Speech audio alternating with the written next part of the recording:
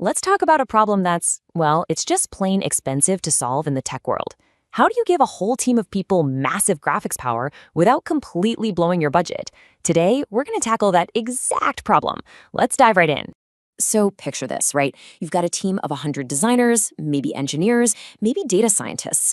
Every single one of them needs the raw horsepower of a really high-end graphics card to get their job done.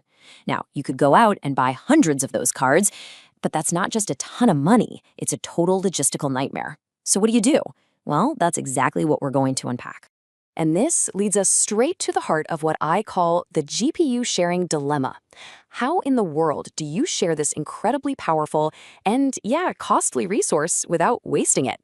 Okay, so here's the fundamental issue. A modern GPU is an absolute beast, but most of the time, a single user isn't even scratching the surface of its full potential. So all that extra power just sits there, doing nothing. It's kind of like buying a Ferrari just to drive it to the grocery store once a week. I mean, is it powerful? You bet. Is it wasteful? Oh, absolutely. So how do we fix this incredible waste? Well, VMware has a seriously elegant answer, and it's called vGPU. And trust me, it represents a complete shift in thinking from that one-to-one model to a one-to-many model. So at its core, what is vGPU? It's basically virtualization for your graphics hardware. It lets you take one super powerful physical GPU and use some really clever software to slice it up, allowing a whole bunch of different virtual machines to share it all at the same time.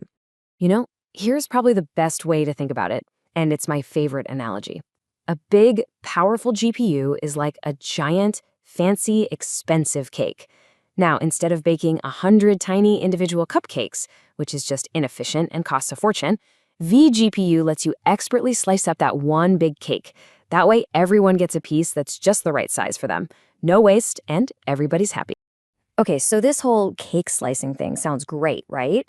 But how does it actually work? Let's pull back the curtain for a second and take a look at the software that makes this all happen.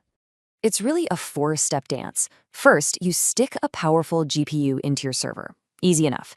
Then, a special host driver on the ESXi hypervisor, that's the software that runs all your virtual machines. It basically becomes the manager, or the chef if we're sticking with the cake idea. It takes control of the whole GPU and starts partitioning its resources, the memory, the cores, all that good stuff. And then finally, a little guest driver inside each virtual machine makes that slice of the GPU look and act just like a dedicated physical card. And the best part? The user's machine has no idea it's sharing. To them, it feels like they have the whole thing to themselves. And this is where it gets really, really smart. You get to choose the size of your slice. These are called vGPU profiles. So an office worker doing basic stuff, they might just need a tiny sliver of that cake. A power user, they get a medium-sized piece. But a CAD designer or someone doing AI and machine learning, oh, they get a huge slab with tons of memory.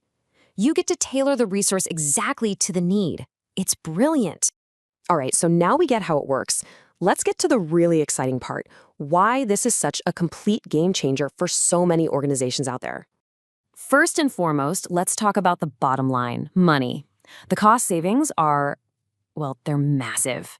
Instead of buying dozens and dozens of GPUs, you buy just a few, much more powerful ones, and you share them. The return on that investment is almost immediate, and it's huge. And because of that sharing, it also means you can support way more users on way less hardware. This whole idea of user density is like the holy grail for VDI, or virtual desktop infrastructure. You can fit more employees onto a single server, which saves you on physical space, power, and all that management overhead. It's a massive win. So when you boil it all down, here's the deal. vGPU lets you squeeze every last drop of performance out of every dollar you spend on hardware.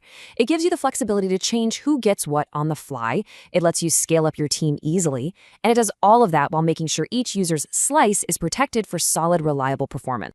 Now, to really, really appreciate the genius of vGPU, it helps to put it up against the other main option for giving a virtual machine graphics power, something called GPU pass-through.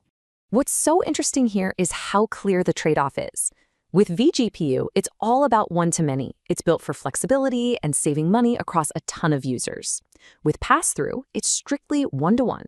You dedicate an entire physical GPU to just one VM. So you have to ask yourself, do you need absolute top-of-the-line performance for one person, or do you need really great performance for a whole lot of people? Let's bring back our cake analogy one last time because it just nails this perfectly. vGPU is sharing the cake. GPU pass-through, on the other hand, is giving one very, very lucky person the entire cake. Now, they're going to be thrilled, right? They're getting maximum performance, but nobody else gets a single crumb.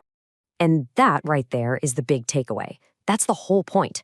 vGPU basically democratizes access to high-end graphics. It takes this super exclusive, super expensive resource and makes it available in a smart, scalable, and affordable way for the entire team, not just for a privileged few. So I'll just leave you with this thought to chew on. As our world becomes more and more virtual, and as AI demands more and more specialized computing power for literally everything, isn't this kind of intelligent, efficient sharing not just a cool idea, but maybe the only sustainable way forward?